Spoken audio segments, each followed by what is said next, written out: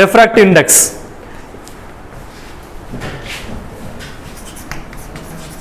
இதுதான் ஃபர்ஸ்ட் பார்க்க போறோம். இது பாரு, இதுல வந்து வாட்டர் தான் கொடுத்துருப்பாங்க. ஏடா உனக்கு ஏற்கனவே சொல்லிட்டு இதை வச்சு எய்ம் எப்படி எழுதுறதுன்னு சொல்லிட்டு புக்ல என்ன கொடுத்துருக்கேன் எடுத்து பாரு. எய்ம் எப்படி கொடுத்துருக்காங்க பாரு. To determine the refractive index of the given transparent liquid using traveling microscope அப்படி இருக்கா? கேள்வி என்னவா இருக்கும் அப்படின்னா determine the refractive index of the given transparent liquid water using traveling microscope இப்படி தான் இருக்கும். 2 மட்டும் இருக்காது. நீ என்ன பண்ணிக்கணும் 2 போட்டு எழுதிக்கணும். இதோட ரிசல்ட்டை பாரு என்ன இருக்கு. refractive index of the liquid mu equal to அப்படின்னு போட்டு வேல்யூ போட்டுருக்கா அவ்வளவுதான். ஸோ அப்போ என்னது கொஸ்டினை பார்த்தே வந்துட்டு எய்மும் ரிசல்ட்டும் எழுதிடலாம். அப்புறம் apparatus required இதுக்கு என்னென்ன கொடுத்துருக்காங்க பாருங்க. apparatus required traveling microscope beaker with beaker தனித்தனியாக எழுதிக்க. பீக்கர் இருக்கும், அப்புறம் வந்து டிரான்ஸ்பரண்ட் லிக்விட் இருக்கும், அப்புறம் சாடஸ்ட் சாக் பவுடர் கொடுத்துருக்காங்க. ஒன் டேபிளில் சாடஸ்ட் சாக் பவுடர் இருக்காது. என்ன இருக்கோ எழுது தப்பு இல்லை. ரைட்டா? என்ன கொடுத்துருக்கலாம்? ஒரு லீஃப் கொடுத்துருக்கலாம். Leaf of a planet or flower petal. Flower petal அப்படின்னா ஸ்பெல்லிங் என்னது? FLOWER flower PETAL. இதை நோட் பண்ணி வச்சுக்க. ஃப்ளவர் பெட்டல் இருக்கும் சார், அதானே நம்ம கொடுப்போம். காகித பூ கொடுத்துருப்பாங்க, அந்த இதை ஸ்பெல்லிங்கோட நோட் பண்ணி வச்சுக்க. இது எழுதிக்கோ, ஃப்ளவர் பெட்டல் எழுதிக்க. இவ்வளோதான் ஃபார்முலா. இங்கே பாரு, ஃபார்முலா 2 கொடுத்துருக்கு. refractive index of the liquid equal to real depth by apparent depth, அப்புறம் mu equal னு கொடுத்துருக்கல. இதில் நீ இந்த mu equal to அப்படிங்கிறது எழுதினாவே போதுமானது. mu equal to R3 minus R1 divided by R3 minus R2 போட்டுட்டு பிராக்கெட்டில் no unit அப்படிங்கிறத மறக்காம போட்டுரு. no unit அப்படிங்கிறத மறக்காம போட்டுரு. இதான் வந்து ஃபார்முலா. இப்போ இதை ஒன்னொன்று எழுதணும். mu அப்படிங்கிறது refractive index, அப்புறம் R1 R2 R3. R1ங்கிறது அந்த level of the pin in the beaker without water. R2ங்கிறது level of the pin in the beaker with water half filled. அதுனா போதுமானது. R3 அப்படிங்கிறது level of the surface of the water. அவ்வளவுதான், முடிஞ்சு போச்சு. Procedure எழுத மாட்டீங்க. அடுத்து எழுதணும் டேபிளேஷன் எழுதணும். இங்க பாரு, இந்த டேபிளேஷன்ல இப்போ உனக்கு நான் ஒரு ஹிண்ட் சொல்ல போறேன்.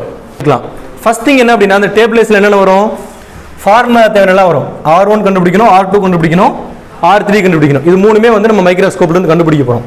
அப்போ டேபிளேஷன் போடும் பொழுது என்ன வரப்போகுது? ஒரு R1 வரும். ஸோ R1 எப்படி வரும்? Main scale reading, vernier scale reading, total reading தான் R1 வரப்போகுது. அப்படிங்கிறனால இங்கே எழுதிக்கலாம் main scale reading, vernier scale reading, அப்புறம் டோட்டல் ரீடிங். ஸோ R1 இதே தான் 3 வாட்டி ரிப்பீட் ஆகும். ஏன்னா ஃபர்ஸ்ட் என்ன பண்ணுவோம்? எம்டி பீக்கரில் பார்ப்போம், அப்புறம் பாதி தண்ணி ஊற்றி பார்ப்போம், அப்புறம் காகித பூ போட்டு பார்ப்போம். அதனால இதே 3 வாட்டி எழுதிக்க. MSR VSR TR, திரும்பி MSR VSR TR. Correct reading, total reading இதெல்லாம் பிரச்சனை இல்லை. ரைட்டா? ஃபைன். R1 இங்க இருக்கக்கூடிய ரெண்டாவது பார்க்கறது R2, மூணாவது பார்க்கறது R3. நான் என்ன சொன்னேன்? இது ஒன்னொன்னுக்கு ஒரு யூனிட் போடணும்னு சொன்னேன்.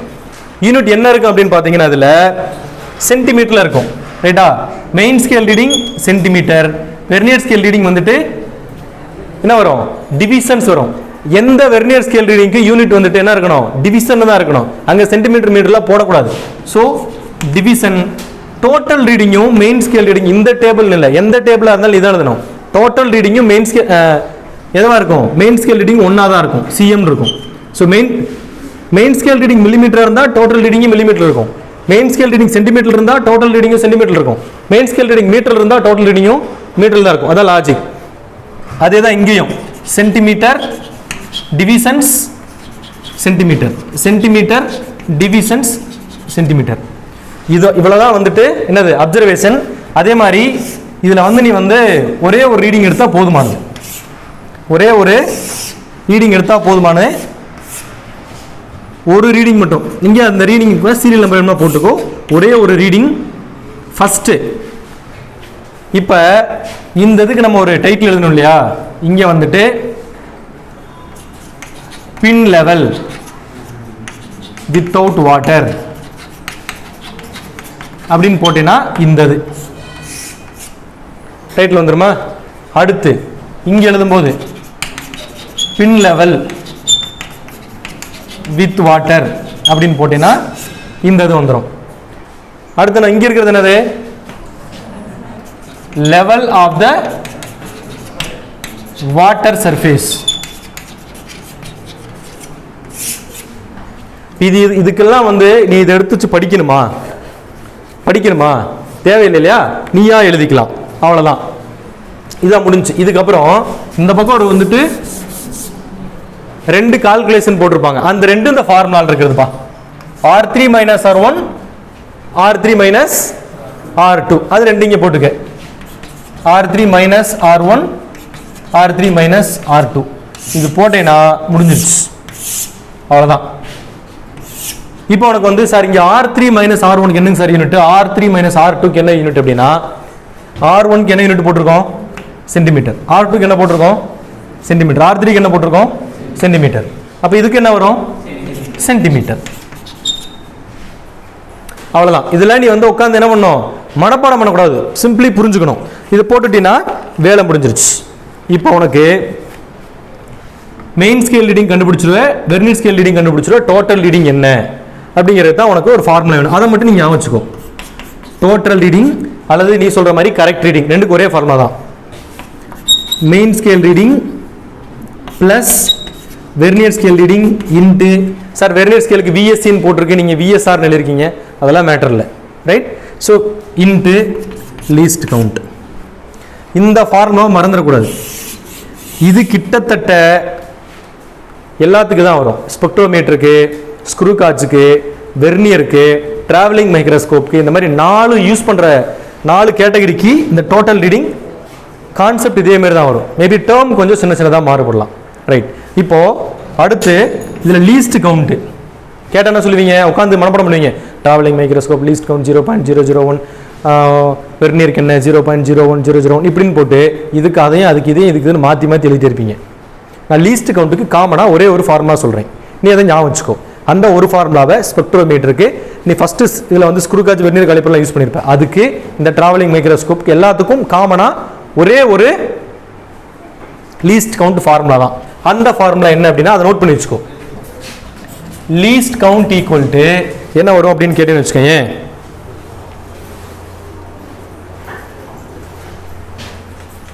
ஒன் மெயின் ஸ்கேல் டிவிஷன்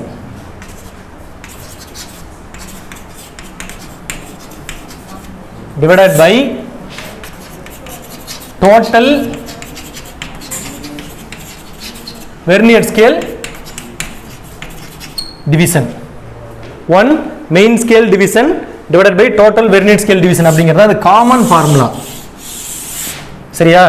இப்போ இதை நீங்க ஸ்க்ரூ காஜ் போட்டீங்க அப்படின்னா அங்க மெயின் ஸ்கேல்னு சொல்ல மாட்டாங்க, அது என்ன சொல்லுவாங்க? ஹெட் ஸ்கேல்னு சொல்லுவாங்க. அதனால அந்த இடத்துல மெயின் அப்படிங்கிறது ஹெட் அப்படின்ட்டு. பட் லாஜிக் ஒன்று தான். மெயின் ஸ்கேல்ல மினிமமா என்ன வேல்யூ பார்க்க முடியும்? ஒரு வேல்யூ என்ன, ஒரு கோடு அப்படிங்கிறது என்ன டிவைடட் பை வெர்னியர் ஸ்கேல்ல டோட்டலா எத்தனை கோடு இருக்கு அப்படிங்கிறதா. இதை போட்டீங்கன்னா உங்களுக்கு கிடைக்கிறது என்னது? Least count. இப்போ டிராவலிங் மைக்ரோஸ்கோப்பை பார்த்த வரைக்கும் உங்களுக்கு என்ன இருக்கும்? மெயின் ஸ்கேல்ல மினிமமா நம்ம என்ன பார்க்கலாம்? 0.5 மில்லிமீட்டர் பார்க்கலாம், அப்படிதானே? நீங்க யோசிச்சு பாருங்க, டிராவலிங் மைக்ரோஸ்கோப்ல என்ன இருக்கும்? 0க்கும் 1 mm நடுவில் ஒரு குட்டி லைன் இருக்கும்னு சொல்லியிருப்போம். அப்போ அது என்னது? 0.5 mm, அரை மில்லிமீட்டர் இல்லையா? அது அப்படியே இங்கே எழுதிக்க வேண்டியதான். மெயின் ஸ்கேல் டிவிஷன்ல 1 மெயின் ஸ்கேல் டிவிஷன் அப்படிங்கிறது 0.5 மில்லிமீட்டர். அப்புறம் இதுல வெர்னியர் ஸ்கேல் எத்தனை டிவிஷன்ஸ் இருக்கும்? வெர்னியர் ஸ்கேல் எத்தனை கோடு இருக்கும்? 50 கோடு இருக்கும். டிராவலிங் மைக்ரோஸ்கோப் இது தெரியலன்னு வச்சுக்கோங்களேன். இது தெரியல சார், நீங்க இந்த ஃபார்முலா சொல்லிட்டீங்க சார், எனக்கு தெரிஞ்சிருச்சு sir, but 1 main scale division எவ்வளோ இருக்கு, டோட்டல் வெர்னியர் ஸ்கேல் டிவிஷன்ல இருக்கு எவ்வளோன்னு எனக்கு தெரியலனா, நீ போய் இது எழுதுறது வந்து இன்ஸ்ட்ருமெண்ட் முன்னாடி தானே கொஞ்சம் எழுதுவேன். இன்ஸ்ட்ருமெண்ட்ல பாரு, 0லேருந்து பார்க்கும்போது என்ன வேல்யூ இருக்குன்னு பாரு. ஸ்ட்ரெயிட்டா ஒரு மில்லிமீட்டரா போட்டிருக்காங்களா, இல்லை வந்து 0.5 மில்லிமீட்டருக்கு ஒரு கோடு இருக்கா அப்படிங்கிறதெல்லாம் பார்த்துன்னு வச்சுக்கோமே, தெரிஞ்சு போயிடும். ஸோ இப்போ டிராவலிங் மைக்ரோஸ்கோப் பார்த்தீங்கன்னா 0.5 மில்லிமீட்டருக்கு 0க்கு அடுத்து 0.5 மில்லிமீட்டர் கோடு இருக்கும். அப்படிங்கிறனால 0.5 மில்லிமீட்டர்னு போட்டுறேன். அடுத்ததா கீழே total vernier division, vernier scale எடுத்து கவுண்ட் பண்ணி பாரு, எத்தனை டிவிஷன்ஸ் இருக்கு, எத்தனை கோடு இருக்குன்னு பாரு. 50 கோடு இருக்கும். So 50 division. இதெல்லாம் நான் இவ்வளோ நேரம் இம்பார்ட்டன்ஸ் கொடுத்து சொல்கிறேன் இல்லையா, அடுத்தடுத்த எக்ஸ்பெரிமெண்ட் வரும்போது லீஸ்ட் கவுண்ட்னு எதுவுமே சொல்ல மாட்டேன். ரைட், ஏன்னா இங்கேயே புரிஞ்சிடும். இப்போ பாருங்களேன், 0.5 டிவைடட் பை 50 எவ்வளோ வரும்? கால்குலேட்டரில் போட்டு சொல்லு. 0.5 டிவைடட் பை 50 0.01 0.01. இது கால்குலேட்டர்ல வருதா? நெக்ஸ்ட் இதுக்கு என்ன யூனிட் போடுறது? இங்க மில்லிமீட்டர்ல தான் இருக்கு. சோ தட் இங்கேயும் மில்லிமீட்டர்ல போடலாம். அப்படியே வச்சுக்கலாமா சார் அப்படின்னா வச்சுக்கூடாது. லீஸ்ட் கவுண்டோட யூனிட் என்னவா இருக்கணும் அப்படின்னா, unit of least count equal to unit of main scale. Main scale யூனிட்டுக்கு நீ மேட்ச் பண்ணிடணும். Unit of main scale. இதை பொறுத்த வரைக்கும் மெயின் ஸ்கேல் என்ன யூனிட்? சென்டிமீட்டர். எத்தனை மில்லிமீட்டர் ஒரு சென்டிமீட்டர்? 10 மில்லிமீட்டர் ஒரு சென்டிமீட்டர் இல்லையா? ஸோ இங்கே 10ஆல வகுத்தீங்கன்னா என்ன வந்துடும்? 0.001 சென்டிமீட்டர். அதான் least count. Right, simple. So least கவுண்டோட யூனிட்டு இப்படி போட்டேனாலும் தப்புன்னு சொல்ல மாட்டாங்க. ஆனால் when you come to calculation, main ஸ்கேலில் சென்டிமீட்டர் இருக்குது இல்லையா, இதோட தானே வெர்னியர் ஸ்கேலை மல்டிப்ளை பண்ண போகிறோம். ஸோ இதுவும் ஒரே யூனிட்டாக இருந்தால் தானே ஸ்ட்ரெயிட்டாக ஆட் பண்ண முடியும். அதனால் லீஸ்ட் கவுண்டோட யூனிட் அப்படிங்கிறது மெயின் ஸ்கேலோட யூனிட்டாக தான் நீ கன்வெர்ட் பண்ணி எழுதிக்கணும். ஸோ அந்த வகையில் லீஸ்ட் கவுண்ட் அப்படிங்கிறது 0.001 சென்டிமீட்டர். இவ்வளோ தான்ப்பா இதில் கான்செப்ட். இப்போ சார் எனக்கு ரீடிங் எடுக்க தெரியல சார், என்ன பண்ணுறது அப்படின்னு வச்சுக்கேன். இங்கே ஒரு ரீடிங் எழுதுறேன், உதாரணமாக 7.05ன்னு எழுதுறேன்னு வச்சுக்கோ. இங்கே என்ன பண்ணியிருப்பேன்? வெர்னியர் ஸ்கேல் டிவிஷன் ஏதோ ஒரு 10 12 எழுதியிருப்பேன் இல்லையா? டோட்டல் ரீடிங் என்ன போட்டிருப்பேன்? இதில் போட்டேன்னா இது 7.05 போட்டிருக்குன்னு வச்சுக்கோமே. மெயின் ஸ்கேல் 7.05, வெர்னியர் ஸ்கேல் வந்துட்டு 12 × 0.001 போடும்போது என்ன வரும்? 7.05 + 0.012 அப்படிங்கிறனால என்ன வரும்? 7.062 வந்திருக்கும் டோட்டல் ரீடிங் இல்லையா? இந்த ஃபர்ஸ்ட் ரீடிங் எனக்கு ரீடிங் தெரில, நான் இதை இப்படி ஸ்டார்ட் பண்ணிட்டேன். 7.05 12 அப்படின்னு ஸ்டார்ட் பண்ணிட்டேன். நான் ரேண்டமாகவே ஸ்டார்ட் பண்ணிட்டேன்னு வச்சுக்கோங்க. இப்படி போட்டாச்சு. நெக்ஸ்ட் என்ன பண்ணணும்னா, இதை விட ஒரு 0.5 ஆட் பண்ணிக்கிங்க. இதோட 0.5 ஆட் பண்ணிக்க. ஆட் பண்ணால் என்ன வந்துடுங்க? 7.562 வந்துடும். இதோட ஒரு 3 சென்டிமீட்டர் ஆட் பண்ணு. இங்கே என்ன வரும்? 7 + 3 10. 7 + 3 8. 10. ஸோ 10 புள்ளி ஒரு 3 சென்டிமீட்டருங்கிறனால இங்கே 562 இருக்கு இல்லையா? நான் என்ன பண்ணுறேன்? 662 இந்த மாதிரி போட்டுக்கிறேன். போட்டால் உங்களுக்கு என்ன வரும் அப்படின்னு இப்போ கால்குலேட் பண்ணி பாருங்க. இப்போ இது போடும்போது என்ன பண்ணிக்கலாம்? இந்த மாதிரி போடும்பொழுது இப்போ இது ரெண்டுக்குள்ள இதுக்கு இந்த மாதிரி இங்கே வந்து main scale reading vernier scale reading மாற்றி எழுதிக்கலாம் இல்லையா? இதுலேருந்து you can drive. Right. So இப்போ நான் என்ன சொல்லியிருக்கிறேன், உனக்கு இது ரீடிங் தெரிலனா எடுக்க தெரிஞ்சா எடுத்து போட்டுரு. சார் எனக்கு ஒருவேளை ரீடிங் தெரில அப்படின்னா ஃபர்ஸ்ட் ஒரு வேல்யூ ஸ்டார்ட் பண்ணிக்க. சம்வேர் நான் 4 பாயிண்ட்ல வச்சுக்கலாம், 5 பாயிண்ட்ல, 6 பாயிண்ட்ல, 7 பாயிண்ட்ல, 4 5 6 7 இந்த ரேஞ்சுக்குள்ளேயே வச்சுக்கோ. அதுக்கு மேலே போகாத. ரைட். ஸோ இதில் ஏதோ ஒரு வேல்யூ போட்டுக்கிறேன், அதுக்கு ஒரு வெர்னியர் ஸ்கேல் டிவிஷன் போட்டுக்கிறேன், இந்த ஃபார்முலா அப்ளை பண்ணி டோட்டல் ரீடிங் போட்டுக்கிறேன். இதோட 0.5 ஆட் பண்ணினா இங்கே, இதுலேருந்து 3 ஆட் பண்ண இங்கே. சரி, இதுலேருந்து 3 ஆட் பண்ணிக்க.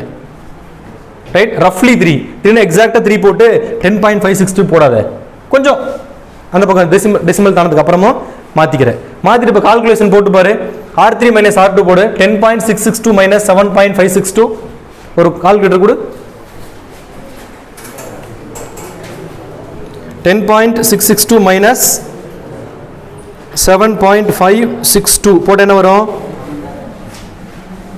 R3 - R2 3.1 வருது. அடுத்து R3 - R1 போடணும்னு வச்சுக்கோமே. 10.662 - 7.05 10.662 - 7.05 போட்டு என்ன வரும்? 3.612 3.612. இப்போ ஃபார்முலா என்ன? R3 - R1 divided by R3 - R2. அப்போ என்ன வரும்? 3.612 by 3.100 அப்படி தானே வரும். ஸோ 3.612 divided by 3.100 போட்டால் என்ன வருது 1.165 அப்படின்னு வருது. என்ன வருது 1.165 அப்படின்னு வருது. இப்போ இந்த ரீடிங் வந்துட்டு logically closer to the ideal value. What is ideal value? Mu equal to 1.3 அப்படின்னு வரணும் வாட்டருக்கு. என்ன வந்திருக்கு 1.162. தப்புன்னு யாரும் சொல்ல போகிறதில்ல. ரைட், ஃபர்ஸ்ட் விஷயம் உனக்கு எப்படி செய்யணுன்ற லாஜிக் எல்லாமே சொல்லிட்டோம். செகண்ட் விஷயம் உனக்கு செய்ய தெரியலனாலும் என்ன ரேஞ்சில் ரீடிங் வரும், நீ எப்படி ரீடிங் போடணுன்ற கான்செப்ட் சொல்லிட்டோம். தேர்ட் விஷயம் அப்படி போட்டு ஆன்சர் வந்தால் லாஜிக்கலாக கரெக்டாக வருமானா வரும்ன்றதையும் காமிச்சிட்டோம். இப்படி தான் இந்த எக்ஸ்பெரிமெண்ட்.